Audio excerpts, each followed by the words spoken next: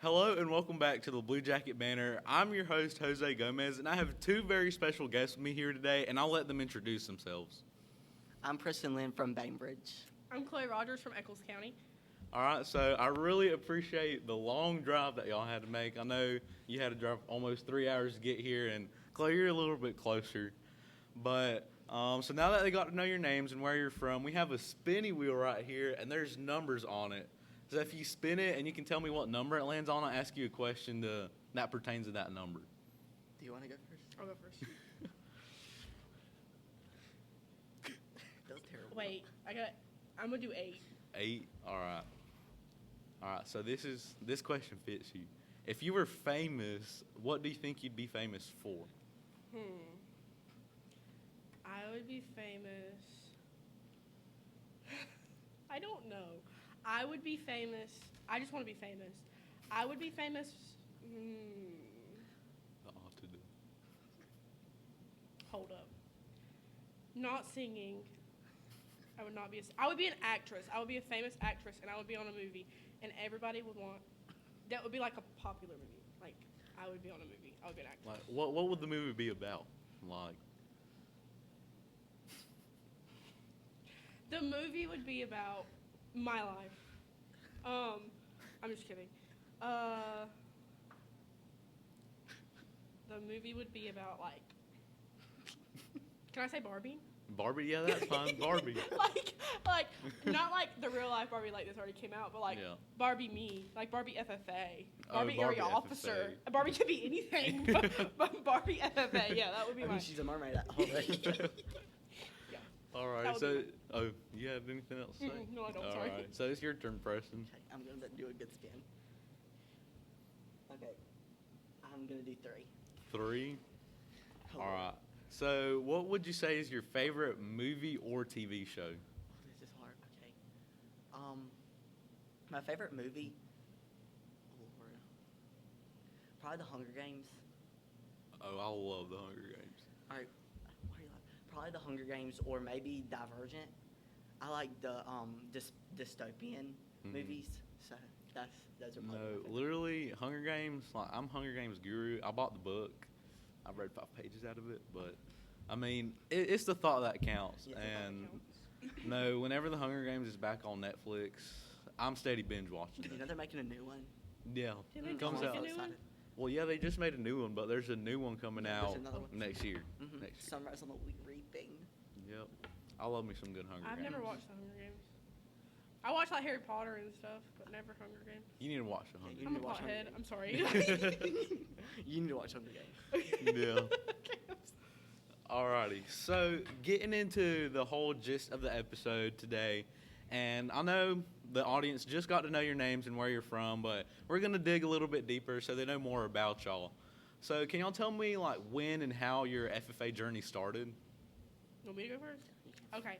So my FFA journey started in 6th grade whenever my ag teacher, not my ag teacher now, a previous ag teacher, she asked me to do forestry field day. And because there was a girl that lives like 3 minutes down the road from me, and she did tree ID. And we would go down to her house, and we would play, and she was a teacher, and she would teach us tree ID. So that's how I kind of heard about it, and I did tree ID, and I sucked. I was terrible at tree ID. But forestry field day is such a, like, everybody goes to forestry field day, so it's such an easy event to do. I just kept, like, going to it and being like, this is really cool, like, it's different. And then I just kept adding and adding and adding and adding more things that I did in FFA until here I am today. And it's brought me like so many places that I would have never imagined a little forestry field day, Langdale forestry field day would have brought me to. I literally went for the free Chick-fil-A sandwich, and Chick-fil-A is the reason I'm in FFA, I guess. I don't know. Langdale Forestry Field Day, I would say, hands down, would be the best one to go to. Mm-hmm. They feed you Chick-fil-A there, and it's at the skeet shooting range. Yeah. That's it's always the easiest fun. competition. If you're looking for forestry field day, go to Langdale. Okay, they feed you, and it's easy, and you may win a plaque. Yeah. And there's always something for everybody in FFA and forestry. There's, 10 events in a forestry field day? I think there's more than that. Yeah. So definitely a good way to start. But what about you, Preston? My FFA journey started, actually it started in 8th grade year. I didn't get to go to state convention that year, so I watched it online at my Nana's house, and I immediately fell in love with it. So I was at a private school, and I decided to move over to a public school. So I moved over to the public school. I got as much involved as I could. I did Creed, did not go very well. I did meets judging, and that went pretty good. But I just fell in love with it, and then I went to state convention, and I fell more in love with it. So then I decided I wanted to run for area office and all that stuff, and it's brought me so many connections. So. Yep, that's a good way to start the journey. I started mine in middle school too. I started in 6th grade. My sister was always in FFA when she got into middle school, and she really didn't get as involved until she got into high school. But I feel like having that older sibling being there kind of like struck the match for me and like started that fire to keep going in FFA and now doing all these different competitions and LDEs and all that good stuff. And mentioning competitions, what could you say would be your favorite CDE and or LDE, and why would that be your favorite? I'll go first. Well, my favorite competition is probably Partly Pro. Of course. I love it. It teaches me, like, because, I'm a yapper and I can talk all the time. So I like to debate over things, and it's a really good competition just for, like, knowledge of anything, because most FFA tests and stuff like that are going to have Partly Pro knowledge on it. So I just really love Partly Pro. It's probably one of my favorite ones. Okay. What about you, Can I do Cliff? 2? Yeah, you can do 2. Okay, because one of mine is an LDE and one of mine is a CDE. So my favorite LDE is employment skills. I just did employment skills for the first time last year. And honestly, like, it was different than anything I've ever done before. And I loved it. Like, I got in there and I went to go into the interview and I talked about myself. And I literally just sold myself to these people. And it was like unlike anything, and I look to continue doing it in years to come. And then my favorite CDE is, like I said, Forestry Field Day. Forestry Field Day is such a, like, I don't know how to emphasize this enough. Like, it is like a family, like the vibes of a Forestry Field Day.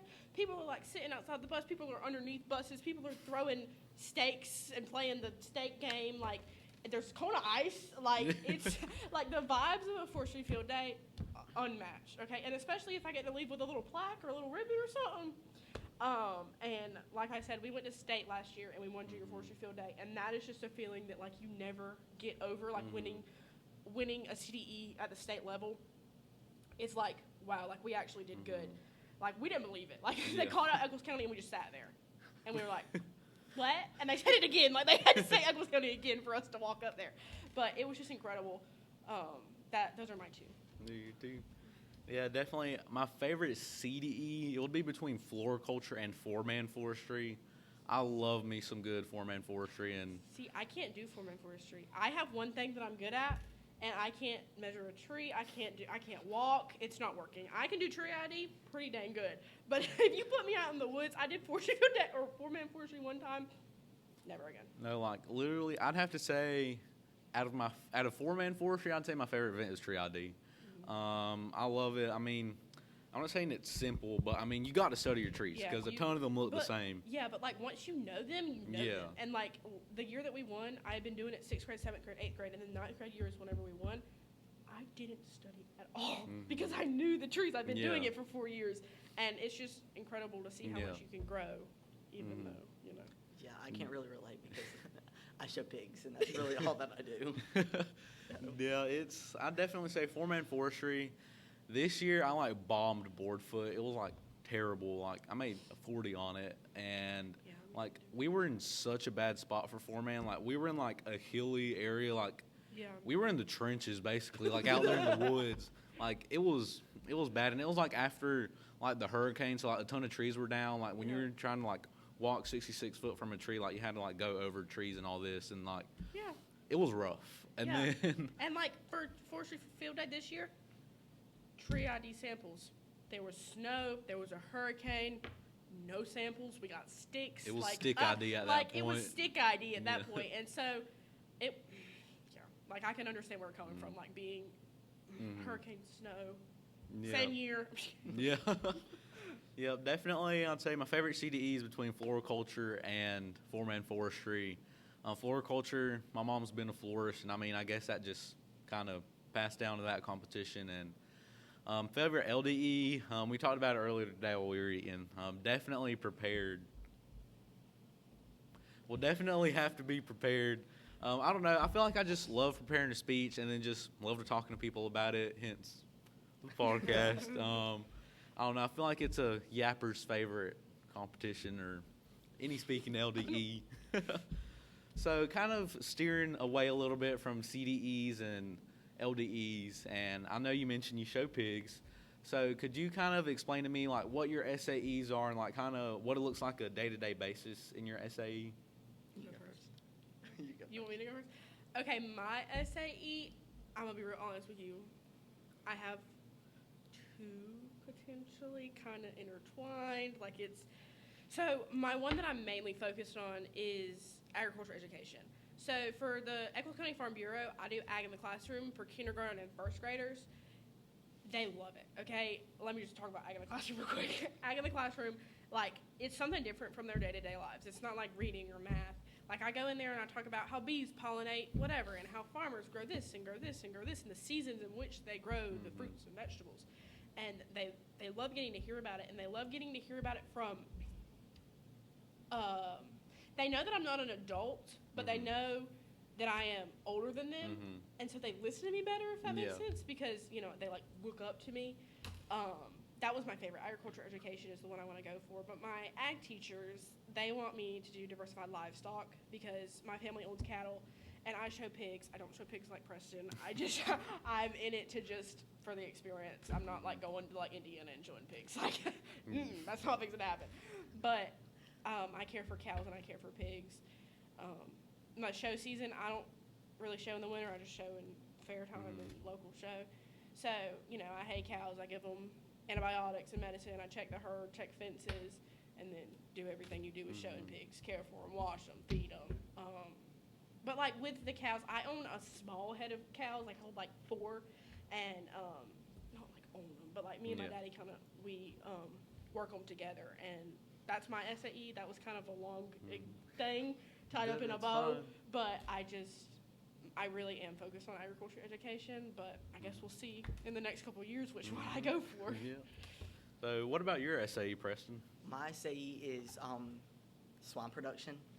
Right now we have 21 pigs in our barn, and we're probably not going to show all of them, but we'll show most of them.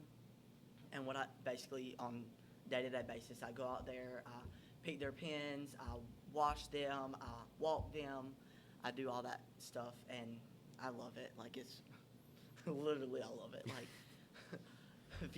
A few weekends ago, we went up to Indiana, and we did a show clinic where we learned to be better about our showman skills and stuff like that. So that was really fun, but I just love showing pigs. That's really what I'm passionate about. I don't know if I ever want to go into swine production in the future, but I definitely want to keep on doing it for a little while longer. Yeah, I understand that. My SAE started off with showing pigs too. I showed a Yorkshire Barrow, and that's my favorite. It was definitely a year. He definitely had a personality with him. But yeah, that's kind of how my SAE started with that, and then from there, my ag teachers say I have an SAE in almost every category. I work for my dad's trailer business, so that's kind of a part there too. And then I started showing lambs not this past year, but 2 years ago. And I'm the first one to do it in my county, and that was definitely a fun learning experience. And definitely, I feel like it's brought me a long way, learning about something completely different from showing pigs, and just kind of getting to learn new things about that as well. And then also my ag communications SAE. I love it. I love it all the time. I love to talk a lot. I don't know if y'all could tell. And then also talking to new people and other people in different industries and all that good stuff. And kind of moving on from SAEs as well.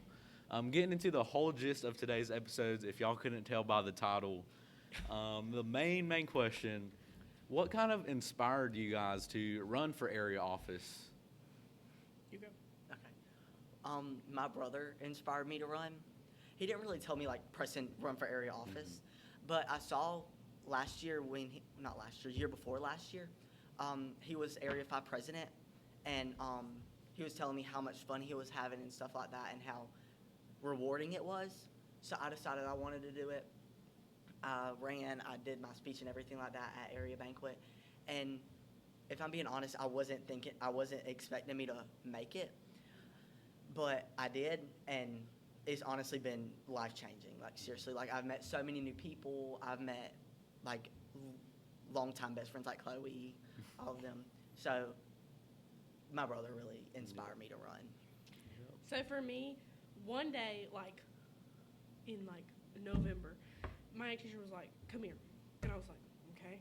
He was like, you need to run for area office. And I said, pardon? I was like, no. And he was like, no, this will be really good for you. Well, Kenna Corbett, she just graduated, so she was still a senior at the time.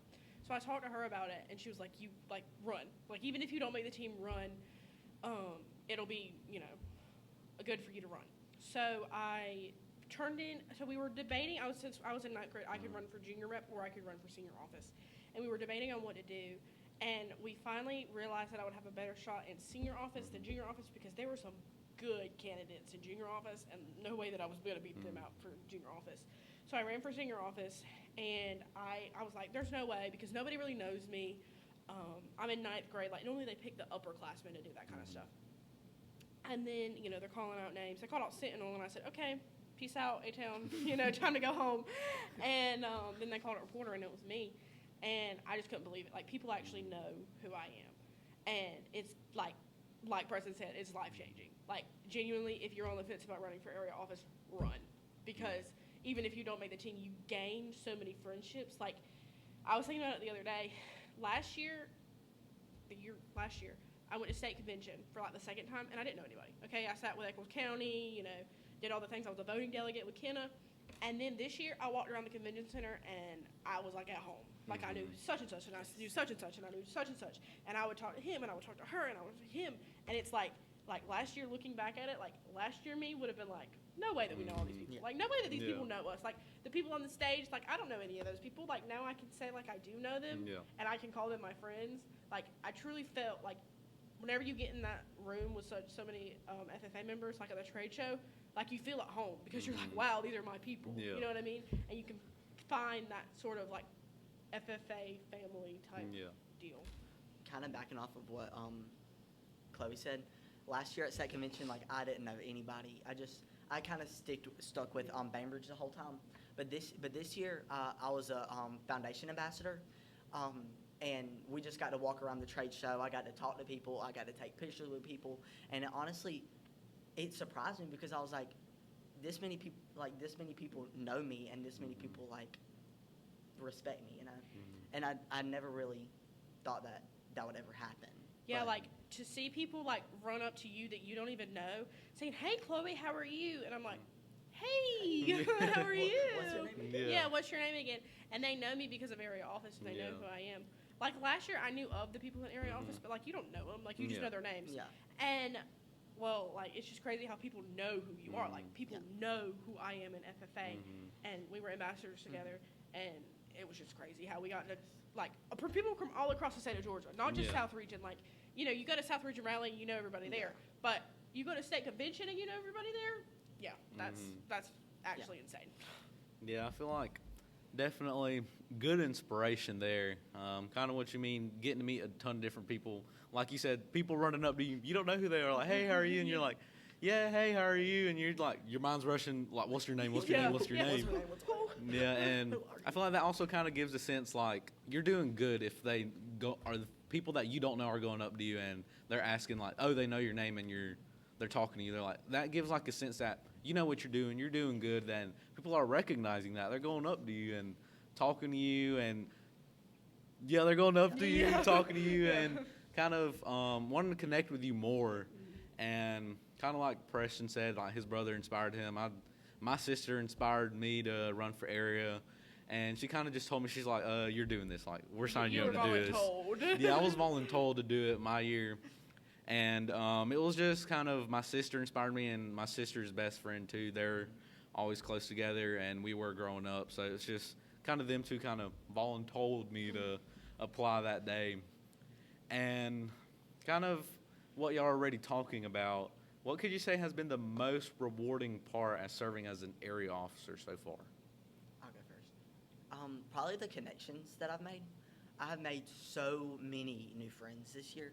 Like, before area office, like, I didn't know Chloe, like, I didn't know Evan, I didn't know any of these people. And now they're, like, my lifetime best friends. Like, I wouldn't trade them for the world. Like, just the connections that you make as an area officer is amazing. Like, it's just amazing. What was the question? Like, what has been the most rewarding part as an area officer? Sorry. Yeah. So I would say the connections, like Preston said, like literally exactly what Preston said. But I would also say it's given me a sense of professionalism. Brittany Swing does not play about no official dress, about no polo and no khakis, about no belt. You know, she does not play. And She will throw shoes. Yeah, She will throw shoes. She will okay. throw shoes. So it's given us a sense of like, whenever I'm invited to this, I don't need to be wearing jeans and a t-shirt. I need to look presentable. I need to wear a dress or some khakis.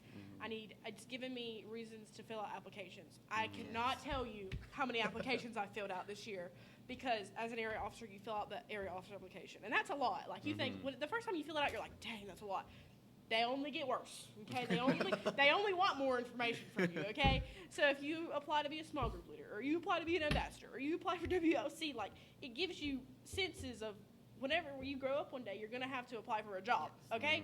And FFA, like, it's just giving you so many doors to do these applications, and whenever you do them, you're like, praise God that that's over, and then you're just waiting to hear it back, and once you, like, get a position, once you get ambassador, once you get WLC, it's like, wow, like, I completed that right, and, like, everything is correct on that application. And, yeah, I would say connections, and then it's helped me with my professional look. Like, not like I was, like, a slob before, but, like, I feel like I present myself a little bit better knowing that I'm an area officer. Yeah. And knowing that people, younger members of the FFA look up to you because they want to, if they want to be an area officer. You know what I mean? Like, I looked up to Kenna because she was an area officer, and you looked up to your brother. Like, it's just sort of things like that. Yeah, definitely understand that. Given that sense of professionalism and kind of like you said, kind of like saying what I'm about to say short and sweet. Like, somebody's always watching. Like you said, like, those middle schoolers, like, they notice, like, every little thing that you do. Yes. And every time I go to my middle school, they always beg me to go and go and go and go back. And everywhere they see me, they're just, like, screaming and kind of getting on to a later part of the thing. But I want to be an ag teacher when I get older, and I always said I don't want to teach middle school. But after, like, these few years and, like, getting to work with a ton of them, like, with some workshops and stuff that I do with our local middle school, I don't know. I feel like I still don't want to teach middle school, but it's like my mind doesn't want to teach middle school, but my heart does, if that makes sense. But definitely what you said, given a sense of professionalism, that somebody's always watching, and definitely I know what you mean. I always showed up jeans and a t-shirt, and after area office, you got to show up in at least a polo and some khakis. Definitely, Miss Swing will definitely throw a shoe at you. I know that for sure. I have worn my loafers and my khakis so much that my loafers are literally worn out. Like the soles are coming off of them. Like I've worn them so much. But it's rewarding, very rewarding. So, kind of getting away from the rewarding part and not necessarily getting to a bad thing, but what can you say has been, like, the most challenging thing that you faced in that area officer role these past few years?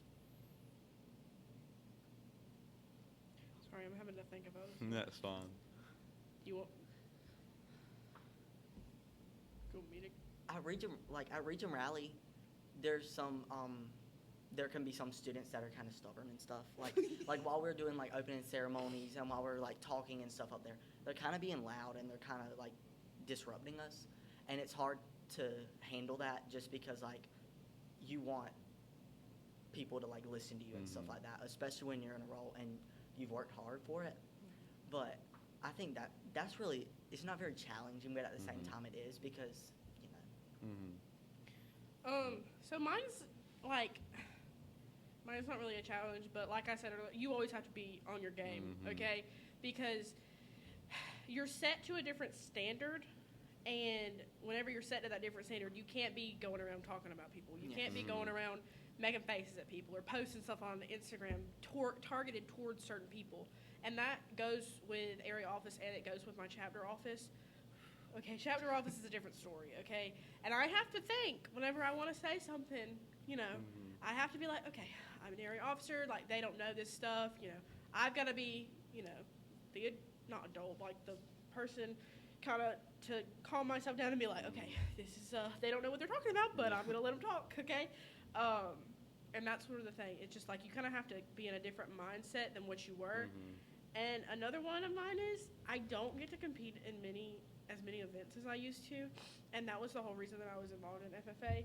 But honestly, I would rather be an area officer and not compete in any events than not be an area officer and compete in a lot of events. But, you know, some of them you have to cut because, you know, you're so busy with showing or you're busy with, you have to go help with the CDE. Things like that. But that's not really like a downside. It's just like something that you, like a sacrifice that you kind of have to make. Like, also, like, working around your schedule is difficult, too, because, like, we had something, like, every month, like, we had CDEs to go to, and then, you know, like, my mom would get mad and be like, hey, Mom, like, can you iron my khakis? I have to go to a CDE and to help with Miss Swing. And she's like, Preston, like, you're always out of school. And I was like, Mama, I know, but I have a role that I have to, so, yeah. Definitely understand that part of missing school. I'll definitely say that'd be my biggest challenge, missing school. Like, not even an area office, but just our chapter stuff. We're gone all the time. And this year, we kind of got our forestry field days cut short. Like, we could only go to 3 of them because we were missing so much school. And I feel like that's always a challenge. I feel like it's not a bad thing because you're going out and doing things that are going to help you in the future. Yeah, I genuinely, like, whenever I'm at school, I don't feel bad about it. I know y'all probably do. I don't feel bad about it because in Little Eccles County, we don't do every day. Like, I go and off to do this stuff, and I learn more at the competitions or the CDE or whatever than I do at school. And it's like, the schoolwork can wait. Like, let's be real, they can wait. It's just, you know, I don't feel bad about it, honestly. And I'm like, sorry, peace out, y'all.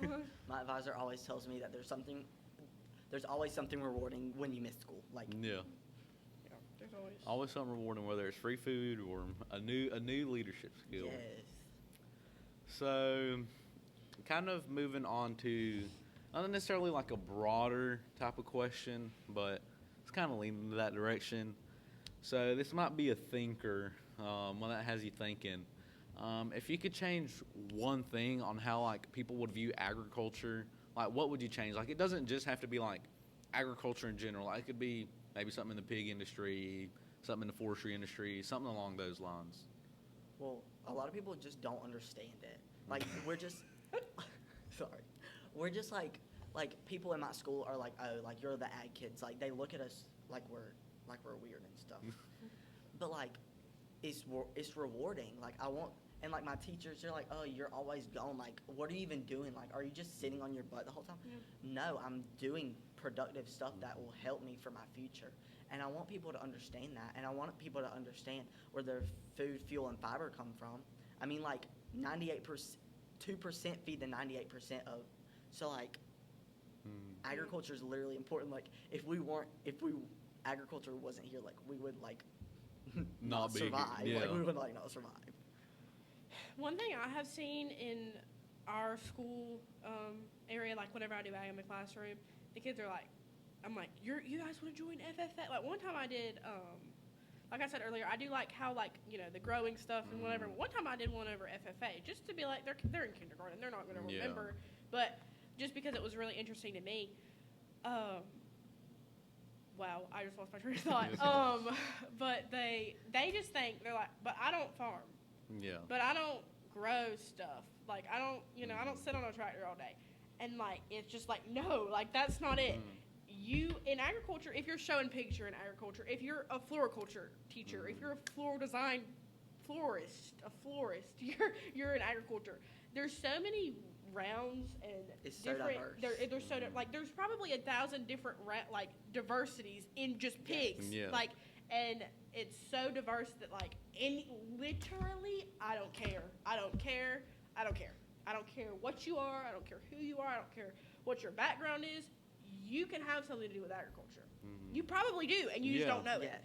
So that's one of the things. It's like, and that's why I think FFA is so important, because it's agricultural Yeah. education. It's making people see, like, beforehand, I probably thought the same thing, too. Like, I was like, Like, mm. I Yeah. don't want to be a farmer. Yeah, I don't want to be a farmer. No.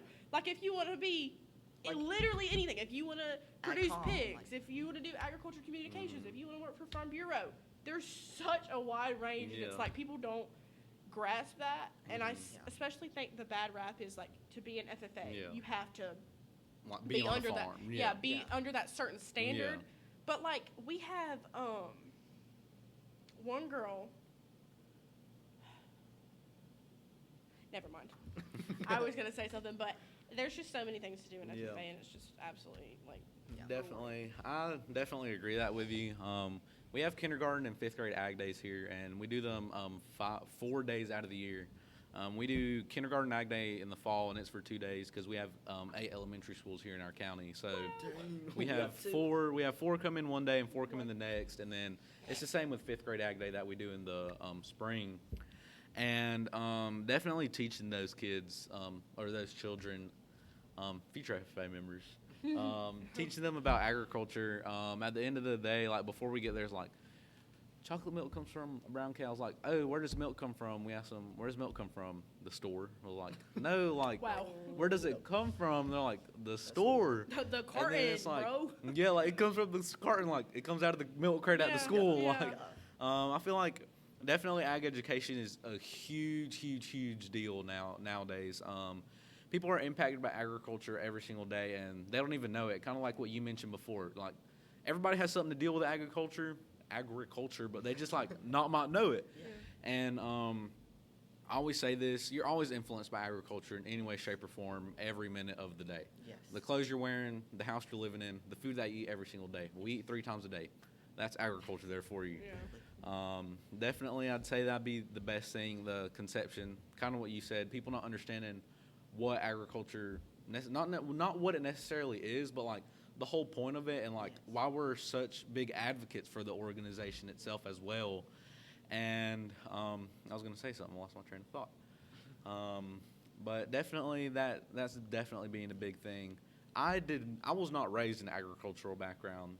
My parents grew up in an agricultural background, but they didn't raise me and my siblings up in one.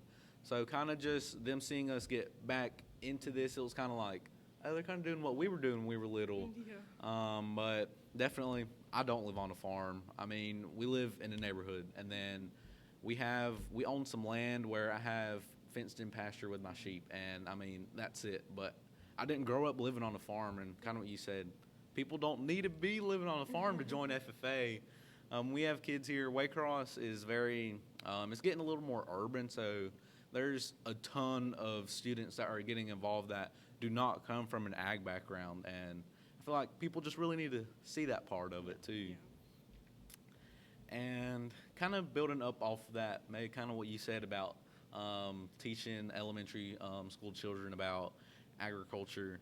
What could you say was like an experience that you've had, not just in area office, but like in general being in FFA that like really stuck with you throughout the years, or maybe it happened recently? Like, what was that experience that stuck with you for a long time, or is going to stick with you for a long time? Do you want me to go? Yeah. Okay. I'm gonna try not to get emotional. So at area banquet this year, there was only 2 area officers, area 6 area banquet. There was only 2 area officers that were running again. It was me and Emily Wright. And there was like 11 people running. I don't know. And they're like, obviously on area officer, you get close with these people. They become like best friends. There's been 2 people in my life who've really like impacted my life in area 6, and that's Michaela Hayes and Cora Cruz. Like, we're ride or dies, okay? We have a TikTok group chat, we have a Snapchat group chat, we have a messages group chat, and we're all called the Southern Sweethearts. So don't take that. Trademarked. I'm just kidding. Trademarked. But, so, you know, they're calling out area officer positions, and Emily gets secretary, and I was just, at that point, I was like, you know, whoever gets this, got it. Y'all got it. Like, I'm proud of my year of service. Like, I'm sitting up there. All of these thoughts are running through your mind as Jackson Guthrie is saying them as slow as he possibly can. And I'm like, this was a good year of service. Like, I was proud to be a part of this team. And they got to president and they called me. Okay, very emotional moment. I cried whenever I got down there. And so after the banquet, I will never forget. I was right after the banquet. I just stood up and I stood there for a minute. And I don't know why I just stood there, but I know why now. Because Michaela Hayes and Cora Cruz were coming up to me and they were bawling. Okay, and because Michaela's senior and Cora's not running again, and they came up to me and they gave me a big hug, and I would just never forget the impact that made on me, because it was like, wow, like I haven't even known these people. I've known these people for what, a year, and they're crying because they're proud of me, and I'm crying because they're leaving, and it's just like I'll think about that whenever I think of friends in FFA. Obviously, I think of Preston and Caroline and them, but I'll think of that and how much love was in that team. Yeah. Because you don't know how much love you're surrounded by until you see it. And I saw love in that moment, genuinely. Like, at that point, they become a family at that point. It's not even a second family. They become family. No, they're my family. Like, even though they're not being an area office, like, I'm going to ABAC, and Michaela Hayes is going to ABAC, and Cora's going to ABAC, and we will be seeing each other at ABAC. Like, it's just gonna, it's just my family. Well, it was at state convention. One of my friends, he was running for state office. We kind of met at AOT. We started talking a lot at AOT and stuff. And then he was telling me, he was like, yeah, I'm gonna run for state office and stuff. And I'm like, oh, that's really good. And then I started seeing how hard he was working and stuff. And then his name gets called for making it past NomCom. And I was like, oh my gosh. And so then I was like, cheering him on during his speech and stuff. And then his name gets called for top 6. And I was like, dang, like I've watched my best friend grow from AOT to now. And now he's the Central Region State Vice President. And it just stuck with me just because I've seen him work so hard, and he's inspired me a lot. And he's inspired me to work even harder for the goals that I want to achieve. So it's been he's really inspired me a lot, and that's an experience that's going to stay with me just because I watched my best friend achieve his goal. Yep. Definitely kind of what y'all said, people being there to support you and you supporting them. Definitely an experience that will stick with you forever. And one thing that I've learned throughout the years, you're going to have connections with these people forever now. And that's always a good thing. Like, these people become a family. And just having that bond with those people and being able to get, like, not necessarily on that personal level, but being able to get to know more about each other throughout the years of service that y'all have had together definitely leaves an impact on people. And kind of getting away from the little, not teary part of the episode, but get more to the happy side of it. What would you say was one of the most funniest or memorable moments that y'all have had? Oh, Lord. Okay. You want to go? I'll go. So, a South Region rally. So, I've told this story multiple times, but I'm going to give y'all this short and sweet. So, at South Region rally, I was riding with another Area 6 officer. Her name is Brooke Stone. Love you, Brooke. We were making fun of her the whole time at South Region rally because she was a bad driver.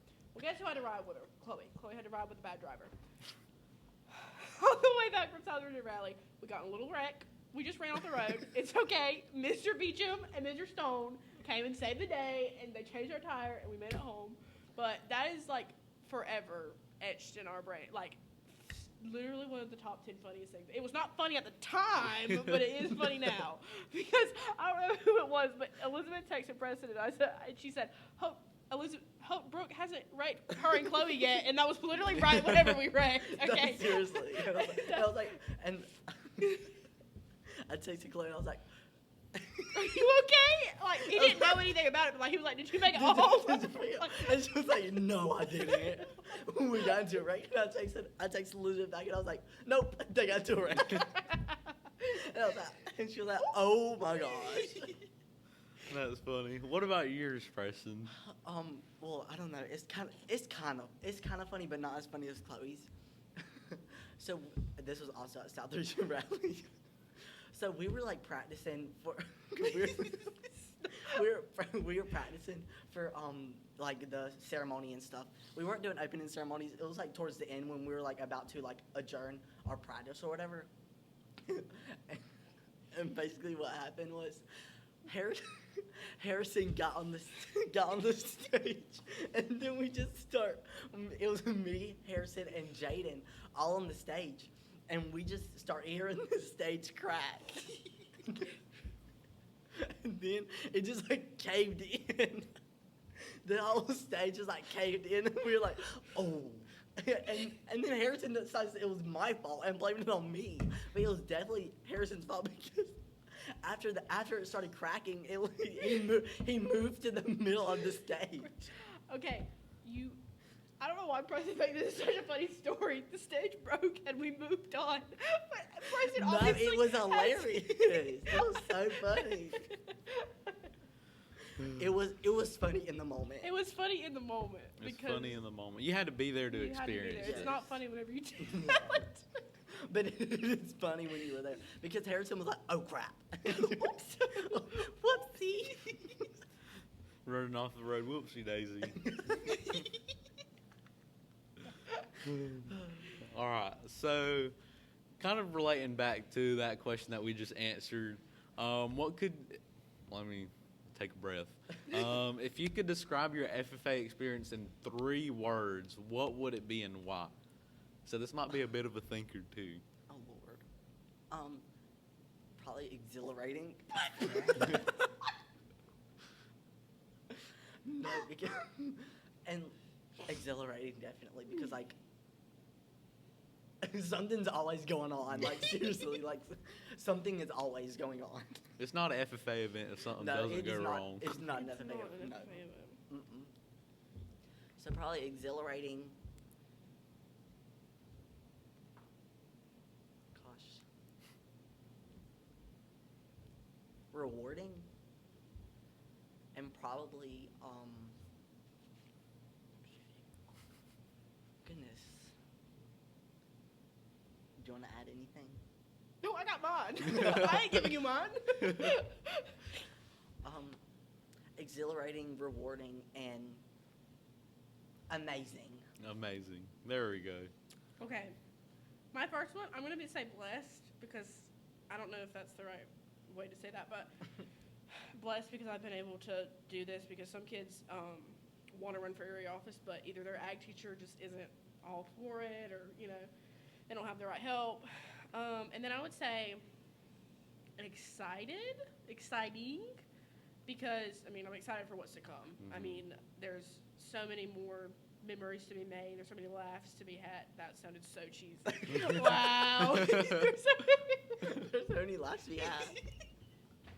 Anyways, there's so many more, it's just exciting to know that I have a full another year and, wow, and a full another 2 years in this wonderful organization. And then, okay, so I said blessed, exciting, and then blessed, exciting, and then I would say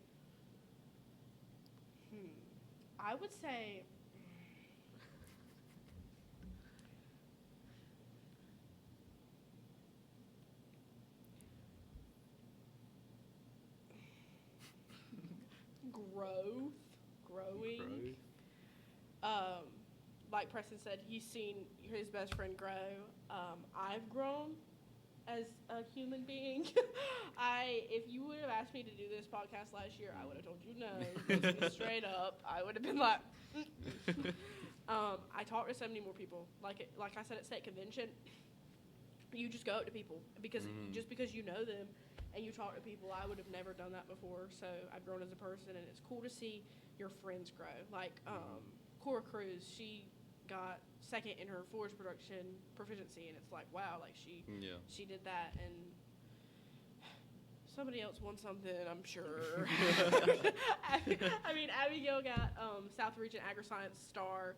That's very good. actually insane. Phenomenal. Go Abigail. Go Abigail. But it's just It's okay. Yeah, I like mine. Growth, excited, and blessed. Growth, excited, and blessed. Definitely. I feel like Going on my vision board. I'm just kidding.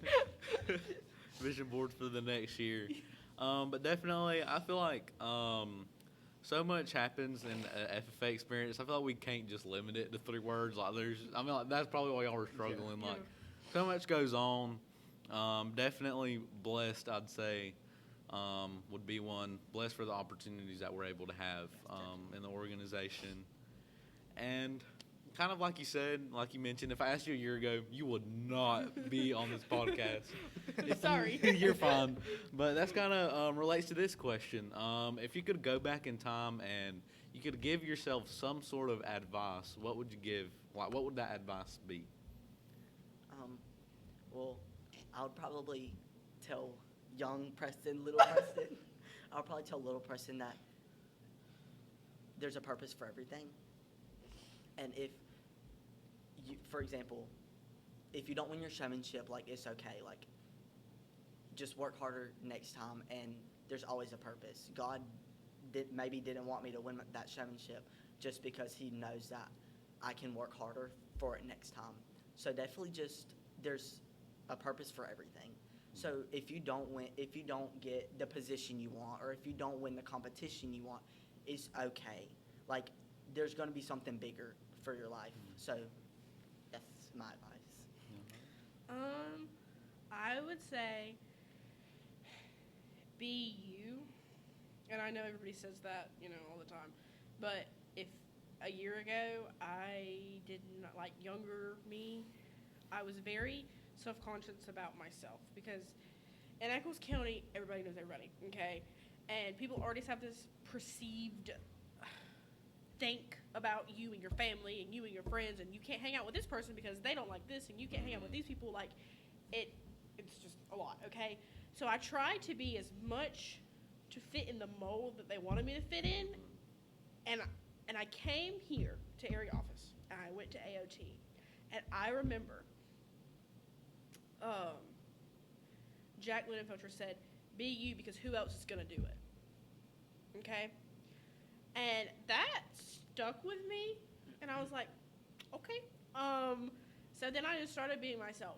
I started being myself at competitions, at the retreat, and I figured out that people kind of like me. Like, I know that sounds so cocky and so stuck up, but, like, if I'm myself, I'm not being genuine, and I try and be the most genuine person ever. If you ask me a question, I'm going to tell you how I feel about it. Yeah. And, I mean, that may be, rude or whatever, but I'm going to try and be as genuine as I possibly can. And so if I'm myself, then people, actually like me. If I tried to act like, tried to act like Kenneth Corbett, or if I tried to act, like how Cora does, and she's quiet, but she's like, Cora does like one-liners, and she'll make you cry laughing, okay? If I tried to act like Cora, if I tried to act sweet like Michaela, if I tried to act like intelligent like Abigail, if I tried to act like sassy as Harrison, like it wouldn't be me. But I try and be the most me that I possibly can. So people can like you for your genuine Yeah, self. for my genuine self. So I can kind of scurry out the haters. You know what I mean? Like. Yeah, I definitely get what y'all mean. Definitely great advice to your younger self. Probably the advice that I would give little Jose would definitely be try not to think trying to figure out the way to word it, but like, I always think what everybody else is thinking. Like, oh, what is this person thinking while, like, I'm upstage here, like, speaking? Like, what are they thinking when I'm talking in front of this group, when I'm doing this competition? Like, all these different things, like, oh, what if, like, this person doesn't like me because I accidentally mess up on this little part in the script? Like, like, little stuff like that. And probably just tell myself, stop overthinking, because I overthink a lot about little things. And just probably give myself that advice, and probably did need that advice a little bit ago.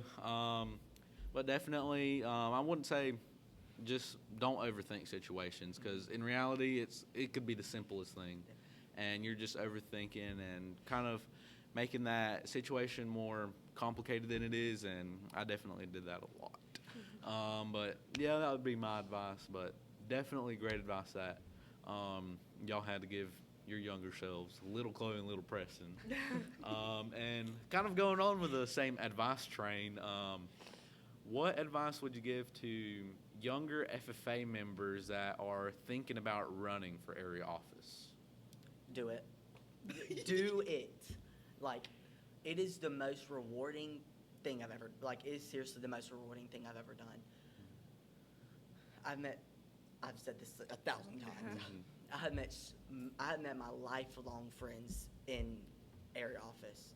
Do it. Like, don't let other people persuade you out of it. If you truly want to do it because it is so rewarding and it will help you so much, especially in the South region. Yeah. Bottom of the map, top of the game. I know that's right. We say it best. I would say be prepared. I know, like, you try and go into, like, whenever you're running for your office, you're prepared for the test, you're prepared for speech, but you can't be prepared for voting. You know, and some people, like, I'm kind of a control freak. I like to have, to know what, what I'm going to do. That's why team activities kind of freak me out, because I'm like, if y'all three ain't going to get this right, then Yeah. Anyways, be prepared to learn. Be prepared to grow. You can't be this closed box and be like, I'm me, and I'm not going to do this. I'm an area officer, Be prepared to grow. Like, you're going to grow, okay? You're going to change. You're going to change the way you look on things. You're going to change your views about people. Like, there's some people you don't know, and you're like, I don't think I'm going to like that person. And you meet them, and they're this, like, you literally like love them. best person ever. I was going to say something, but I don't want her to watch and think that I'm... It's just some people you think you're like, don't really want to serve with them, but and then you serve a whole year with them, and you're like, wow, like, they're a completely different person than what I thought they were. They have an impact on you that you didn't think they would at the beginning. So, prepare yourself, not for, like, the material or anything, but just for, like, if you get it, or if you don't get it, prepare to work harder, okay? If you don't want to run again and you're like, okay, that was just my 1 year, I don't think I'm going to do it again, don't do it. But if you still have that fire in you to run again, okay? Because there's a girl this year, and she didn't make it last year, and she made it this year, and I am incredibly proud of her, okay? And because she still had the fire. Yes. And this year, I think that's God's way of saying, not this year, but next year you'll be an even better candidate, an even better officer. That's what happened, like, genuinely. Like Preston said earlier. Sometimes no means not yet. Yeah. Definitely great advice. Something I would say is kind of I wouldn't say, like, necessarily this, not necessarily don't spread yourself too thin, but also kind of what you said, like, no just means not yet. Yeah. It's all in God's hands. It's all the plan that He has for you. And one thing that I live strictly by now, everything happens for a reason. Yes. There's a reason that everything happens. There's going to be more opportunities for you down the road. I know that sounds cheesy, but more opportunities going to be down the road. And also not spreading yourself too thin. I feel like that's a big thing. I did that a lot back in the day. I say back in the day like I'm old. I used to do that a lot, and it's like I didn't give, like, the quality of work that I could have in one area because I was doing, like, 10 different things at one time. I would say find the areas that you're kind of strong in, that you're passionate about. Like, maybe you've done, let's say, for example, maybe you've done meets judging for, like, ever, but it's not, like, the thing that you really want to do. And then let's say, but you've really, really wanted to do floriculture for the longest time. Do what you're passionate about. Like, I'm not saying, like, being voluntold is a bad thing, but it's just being told what to do is different from you wanting to do it, if that makes sense. Like, when you have the passion for it, you're going to be a better person in that field because it's something that you want to do. Exactly. To add on to that, sorry. You're fine. Let me just say this. This year, there was something about the verse Jeremiah 29:11. It's like, for I know the plans I have for you, declares the Lord, plans to prosper you and not harm you, plans for a hope and a future. I've lived by that kind of secretly. I've not really told anybody, like, this is my verse. Like, I've not really told anybody that, and that verse has come up everywhere, okay? It was the verse of the day of area banquet. They watching, y'all. They watching. And this is kind of like Mama made a Facebook post, and like I haven't told anybody. Like I've just Mama made a Facebook post about area office, and she attached Jeremiah 29:11, and I asked her why she did that, and she just said it just felt right. Like God just told me to put that one, and I was like, He knows. I was like, He knows, because I was like genuinely like, wow, like that's my verse. But the plan is to prosper and not harm you. So no doesn't mean no. It just means not yet. Yeah. Definitely great advice for people running for area office. Kind of like you said, be prepared. Be prepared, like you said, be prepared to grow and be prepared for challenges that come along the way because you don't know what can pop out at you any second of the day. Like a snowstorm or a hurricane. Yeah, like a snowstorm or a hurricane. And we're out for almost a month out of school when that happens. But anyways, again, leading with the advice. What is some advice you would say you give to somebody who just maybe is on the fence about joining FFA or not joining FFA? And I know it's kind of like the same thing that we've been saying, but I would say if you're on the fence but you're leaning more towards not joining, I wouldn't force somebody to join something that they may not want to join. Mm-hmm. Like if they're more on the fence to wanting to join, I'm gonna push them more to like want to join. But if they're more on the fence of like not wanting to join, I'm not gonna like make them feel obligated to join just because I'm not the type of person that'll force somebody to do something. Yeah. Especially if they're not passionate about it. But like if you're truly passionate about FFA and want to try and join it, do it because it is, I mean, it's a home. It's home. Like it is family. I would try. If you're on the fence about it, try and find something that sparks your interest even a little bit. If you like flowers, do floriculture or floral design. I mean, you could do floriculture to identify them, but if you don't really like memorizing stuff and learning how to identify, do floral design. You get to build bouquets, and that is something that you can take for the rest of your life. I mean, people are florists for a living. Yeah. And they make a lot of money off of it. They make a lot of money.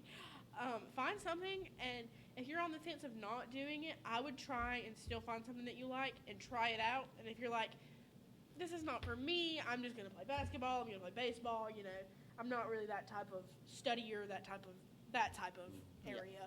Perfectly fine. If you don't want to join FFA, we understand. But if you are on the fence to be like, I like how people, go to state convention and do all those sorts of things. There was a girl this year in our school, and she saw me being an area officer, and she saw people go. We went to agri-science state for agri-science, and she got really involved in that. And she did an agri-science fair about her chickens, and the color of what you feed them corresponds with the color of the yolk. And she got second in state, and she's doing forestry field day now, and she's going to do vet science. Like, it just kind of, if you find something that you're like, wow, like I could do that, and then you find more, and then you find more. And that's how people's FFA journeys grow a lot better, because it's like you don't expect things to come your way, you don't expect to like things, but like once you do them, they're so nerve-wracking, but honestly, they're the best experience ever. Like I said, my favorite LDE is employment skills. Also, it's the most nerve-wracking and fun, but it's like so rewarding. Once I got out of that room, I felt like I was on top of the world. Yeah, definitely. Kind of like y'all said, just do it. It's so rewarding at the end of the day. The things that you get, maybe you don't get a plaque at the end of the day, but you get more fire to maybe get more fired to be more passionate about it the next year. Like, oh, maybe I didn't get a plaque at this forestry field day, but there's one next week. Oh, I'm gonna try harder. Yeah. Just getting the opportunities you have, whether it's not a plaque, a ribbon, or a banner. Yeah. Just maybe it's not gonna leave you with. I done lost my train of thought again. Like that. I really lost my train of thought. Like it's always going to leave you with something. Yeah. It might not be a physical plaque, but at the end of the day, it's going to leave you with a skill. Whether it's being able to talk in front of a group of people, being able to connect with other people better. Skill I struggle with is small talk. Like small talk, definitely the skill I struggle with. Being with, I come to our young farmer meetings here and just like trying to have small talk with people that are older than me is like, how can we find common ground? Yeah. Does that make sense? Yeah.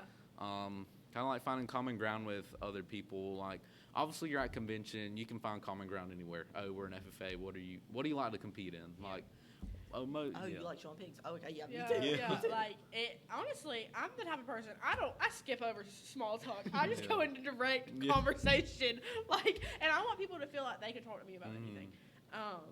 And people do. Like on area officer team, we talk about anything and everything. Like I said, me, Michaela, and Cora, we call each other on like not a daily basis, but like we call each other most of the time just to talk about life. And I think that's so special because it's like these people aren't just like my FFA friends. Like they're my my friends' friends, my family.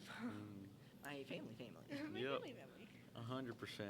100%. I feel like all the advice y'all said is definitely good, and a bunch of people out there would hear the advice that y'all had, and definitely very thankful that y'all made the long drive to be here today.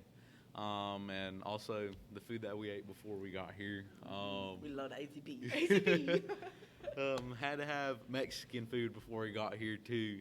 But definitely, I really do thank y'all for making the drive to come out here and being on today's episode. And again, saying thank you again.